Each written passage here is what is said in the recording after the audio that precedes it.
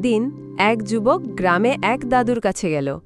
সে রাগে ফুঁসছে, দাদু, আমি কিচ্ছু করতে পারি না, সবার মতো আমার জীবন এগোয় না, আমি পিছিয়ে আছি। দাদু একটু হেসে পকেট থেকে একটা পুরনো ঘড়ি বের করলেন। বললেন, এই ঘড়িটা খুব পুরনো, এটা নিয়ে বাজারে গিয়ে দাম জিজ্ঞেস করো।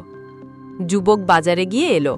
সবাই বলল, এটার দাম নেই, খুব পুরনো। যুবক এসে জানালো। দাদু আবার বললেন, এবার জুয়েলারির দোকানে গিয়ে দেখো। যুবক গেল, জুয়েলারি দেখে অবাক হয়ে বলল, এটা তো খুব দামি, এটার ভেতরকার অংশ সোনার। যুবক দৌড়ে এসে দাদুকে বলল। দাদু তখন শান্ত স্বরে বললেন, দেখো বাবা, তুমি যাকে দেখাও তার চোখের দৃষ্টিই ঠিক করে দেয় তোমার মূল্য। ভুল জায়গায় গেলে তোমার দাম থাকবে না, সঠিক জায়গায় গেলে তোমার মূল্য সবাই বুঝবে। যুবক চুপ হয়ে গেল। তার মনে হলো সে আসলেই ভুল জায়গায় নিজের মূল্য খুঁজছিল।